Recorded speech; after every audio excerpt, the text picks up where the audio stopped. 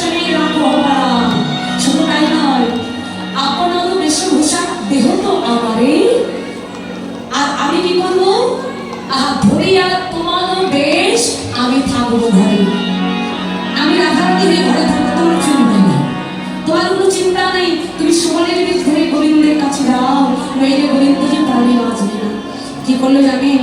পরিবার তরে শাড়ি দিল আজরিয়া, পরিবার তরে শাড়ি দিল আজরিয়া, অতীতে বাঁধল ধরি যতন করি, আজ ঘটিতে বাঁধল ধরি যতন করিয়া। কি বললো? ভালো করে এবার একটু শুনতে হবে। সাদাসাদি শুরু হয়ে গেছে, সুবলা রাধারানী সাজ শুরু হয়ে গেছে। এবার পরিবার তরে শাড়ি দিল আজরিয়া, আর কোটিতে বাঁধল ধরি যতন করিয়া। শাড়িটা খুলে সুবলের ওই ধুতিটা পরে নিল, ধুতিটা শক্ত করে পরে নিয়েছেন। এবার সুবলের অঙ্গিটা ছিল ওই একটা সুন্দর গেরুয়া, মানে ফতুয়া যাকে বলে। এবার গায়ে দিয়েছেন, গায়ে দিয়ে উত্তরীয়টা তুলে নিয়ে এবার কি করছে? চুলগুলো তো ঢাকতে হবে, তাই না? এই যে সিঁথিতে সিঁদুর আছে, এটাও তো ঢাকতে হবে। কি করছেন? মুখ করে বিলক্ষী, মুখ মানে মুখ মানে আয়না, আয়নায় মুখ দেখতে দেখতে সিঁদুরটাও তুলিয়ে দিলেন। কি করলেন? মানে সুন্দর করে মাথায় তুলে দিলেন। এখন এই একটু সিঁদুর রয়ে গেছে। এখন রাধারানী বলছে, সুবল সুবল, আমার মনে হয় কি জানিস ভাই, আজ বুঝি আমার আর যাওয়া হবে না। সুবল বলছে, কেন? এত কষ্ট করে যাওয়া হবে না কেন? আমার সিঁথির সিঁদুর বুঝিয়ে আর হলো, সিঁদুর যদি দেখতে পাই তবে কি আমার যাওয়া হবে না? সুবল এক কথায় বলছে, ঠিক আছে সিঁদুরটা মুছিয়ে ফেল। আচ্ছা, নারী জাতি কখনো এই কাজ করতে পারে? বলে রাধে, আহা সুবল, তাই কি করা যায় রে?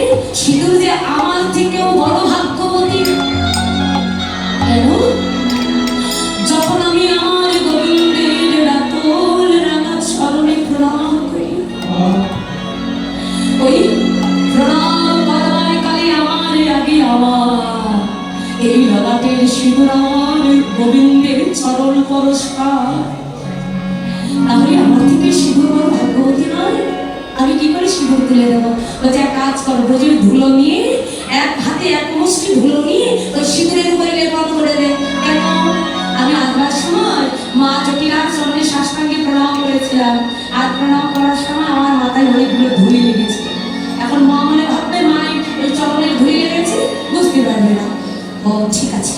কিছুক্ষণ স্তম্ভিত থেকে রাধারানী আবার বলছেন, কি বলছেন? আহা আস্তে, সুবল রাখিয়া ঘরে শরীর রাখিয়া, সুবল রাখিয়া ঘরে শরীর রাখিয়া, সবে মাত্র পয়ধার নাহি গেল আধার, সবে মাত্র পয়ধার নাহি গেল আধার। সুবল আমার যাওয়া হলো না, আমার যাওয়া হলো না,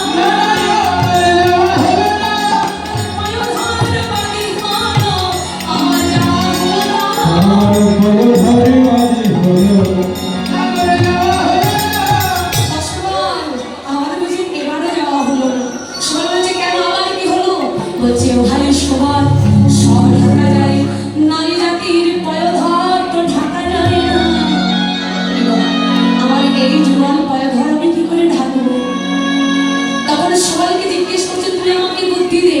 তখন সুবলে পুছে, কি করে উপায় এ যুগল পয়ধর কেমনে লুকায়? সুবল বলছে, শোনো, তাহলে আর দেরি করো না, আমাকেই যখন বুদ্ধি দিতে বলেছ, শুনিয়া সুবল কহে, শোনো নবীন কিশোরী, শুনিয়া সুবল কহে, শোনো নবীন কিশোরী,